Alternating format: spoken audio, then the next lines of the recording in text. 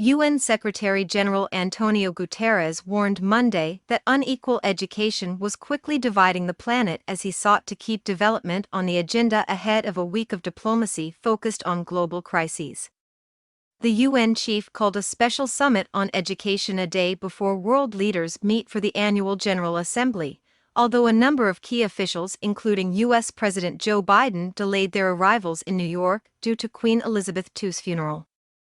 Education is in a deep crisis.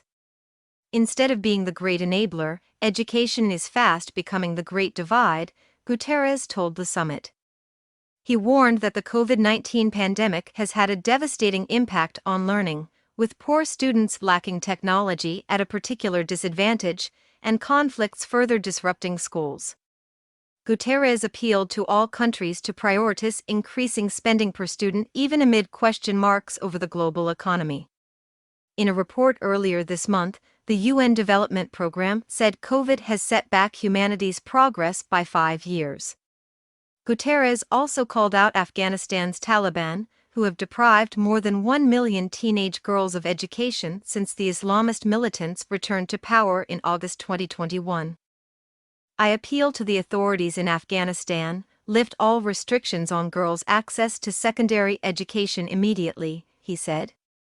Addressing the summit, Somaya Faruqi, who was part of Afghanistan's celebrated girls' robotics team, said the Taliban are slowly erasing our existence in society.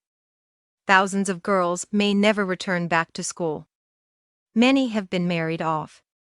The promises of reopening schools came and went, she said.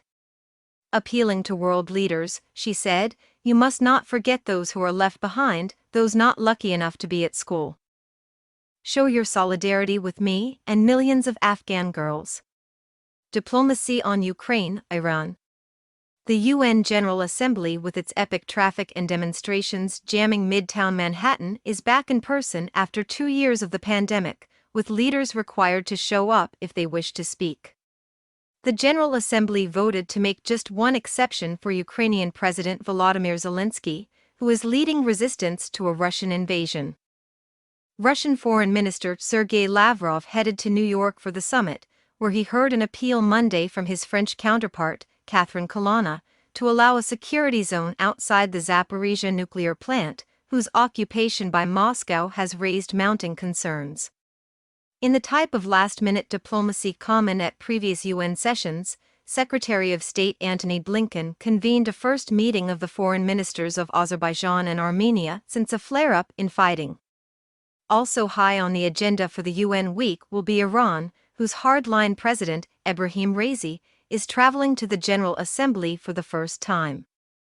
In a U.S. television interview ahead of his arrival, Raisi said that Iran wanted guarantees before returning to a nuclear deal that former President Donald Trump trashed in 2018.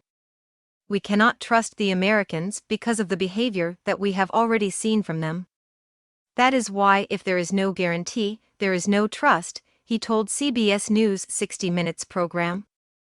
Biden supports a return to the 2015 agreement, under which Iran drastically scaled back nuclear work in return for promises of sanctions relief. But the Biden administration says it is impossible in the U.S. system to promise what a future president would do. Colonna said French President Emmanuel Macron may meet Raisi in hopes of making progress. But she warned, there is no better offer for Iran. It's up to them to make a decision. Raisi can expect to be dogged by protests during his visit, including by exile groups that have called for his arrest over mass executions of opponents a decade after the 1979 Islamic Revolution.